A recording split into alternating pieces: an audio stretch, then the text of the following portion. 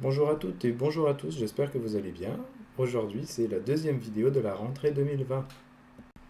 Comme la dernière fois, donc là, ça va être vidéo un petit peu théorique, un petit peu plus longue. La vidéo suivante, pour mes élèves, sera purement de la pratique. Donc on va commencer avec un sujet qui m'intéresse pas mal, c'est le problème de ce que j'appelle les mains moufles. De plus en plus souvent, de nos jours, on n'utilise pas nos mains comme on devrait. On tient un stylo, on a une position pour, on tient notre téléphone, on a une position pour, on tient notre souris, etc.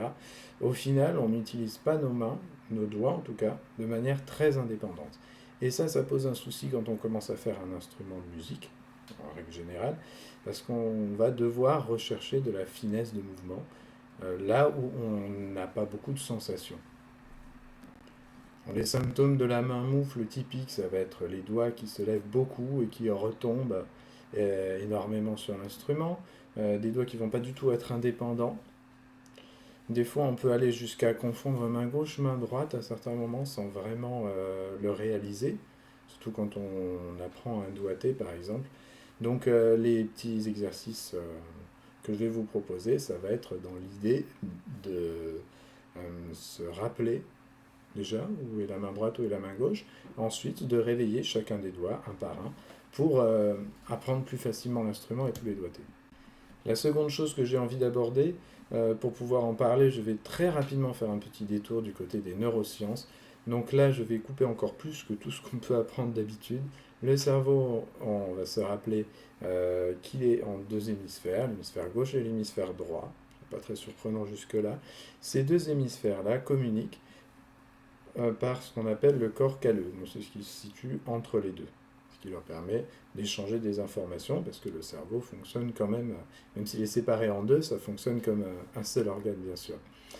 On a trouvé avec des études récentes, les scientifiques, que les musiciens avaient ce qu'on appelle le corps calleux, donc, ce moyen de communication droite-gauche, qui était particulièrement développé. Sans connaissance scientifique très particulière, mais juste avec de la logique, j'en ai déduit que si on arrive à développer notre corps calleux, à l'aider, ça peut que nous aider à faire de la musique. Donc je vous résume. Aujourd'hui, on va donc se réapprendre bien la sensation de main droite, main gauche, parce que je sais bien que la direction, ça ne devrait pas poser de problème pour vous. Ensuite, on va parler des doigts, du point de vue motricité fine. Et ensuite, on va parler de développer les échanges entre les hémisphères. Je vous montre très rapidement les exercices sans les développer plus que ça, pour que vous soyez prêts pour la vidéo pratique. Donc le premier peut paraître extrêmement simple et basique, c'est le but. J'aime bien les choses basiques qu'on va faire bien. Alors on va tenir nos deux mains au niveau du visage ou plus bas. Là, je mets au niveau du visage pour que vous puissiez le voir. Ce qu'on va faire, c'est ouvrir une main. Et quand on ferme une main, on va ouvrir l'autre. Au début, ça va être comme ça. Donc ça a l'air super facile. Souvent, quand je le présente en cours, les gens me regardent comme si j'étais vraiment pas sympa avec eux, que je les sous-estimais. Mais au final, je me suis aperçu que réussir à le faire bien, parfaitement synchronisé, quand l'une est ouverte, l'autre est fermée, et pas entre les deux, je sais pas trop, c'est pas si facile que ça. Ensuite, le deuxième exercice, ça va être, là je vais vous montrer sur ma main, vous pouvez bien sûr poser sur une table. Donc on va lever les doigts l'un après l'autre, en prenant conscience de celui-ci, là, l'annulaire, qui veut souvent pas beaucoup bouger. Hein. C'est physiologique, c'est normal si vous arrivez moins bien à le bouger que les autres. Donc on va simplement pianoter. Première petite évolution de cet exercice-là, ça va être de ne pas forcément pianoter dans un sens, index, majeur, annulaire, petit doigt, mais on peut aussi sauter des doigts. Déjà, c'est plus compliqué. Donc là, on s'est intéressé à lever, baisser les doigts et on avait toujours contact avec la table. Là, c'est la main pour moi. La dernière partie de ça, ça va être d'avoir les doigts qui ne vont pas être en contact avec la table, mais rester au-dessus. Et on va lever, baisser un seul doigt, venir toucher la table avec ce doigt-là, essayer de bouger un minimum les autres doigts. Je répète encore une fois, cet annulaire-là, il va vous poser des problèmes. C'est pas de votre faute. Vous vous torturez pas avec. Le tout, c'est que au moins l'index, et le majeur, le petit doigt un peu plus compliqué, réussissent à bouger sans faire bouger leurs voisins. Les exercices suivants, il y en a qui se font avec tout le corps. Là, je suis assis et on va plutôt parler de choses où on va utiliser que les mains. Quand vous aurez bien réussi à faire le tout premier exercice, il y a déjà un échange entre la gauche et la droite, parce qu'il faut chercher cette synchronisation de cette sensation de la main est ouverte d'un côté et clac, je sens que ça se ferme quand celle-ci est complètement ouverte. Et on va aller un petit peu plus loin tout de suite. Donc là, on va avoir les deux mains, les deux poings fermés, devant nous. Le petit doigt d'un côté et le pouce de l'autre. Et on va inverser. Facile. Le suivant, une main vers l'extérieur, là où je regarde, la paume va loin, l'autre paume vers moi. Un 4 et un 2. Et on va inverser.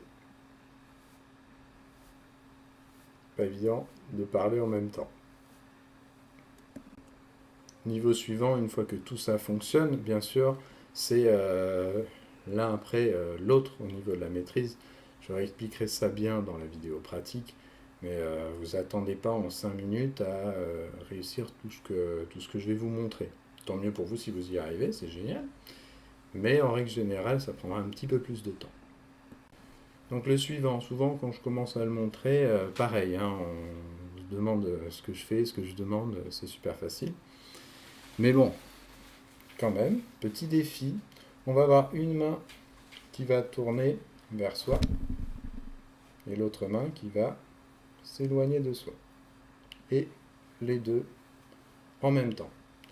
Surveillez-vous bien, on a souvent tendance à se dire « Oh, c'est facile, j'y arrive », mais au final, on fait aller les deux dans la même direction.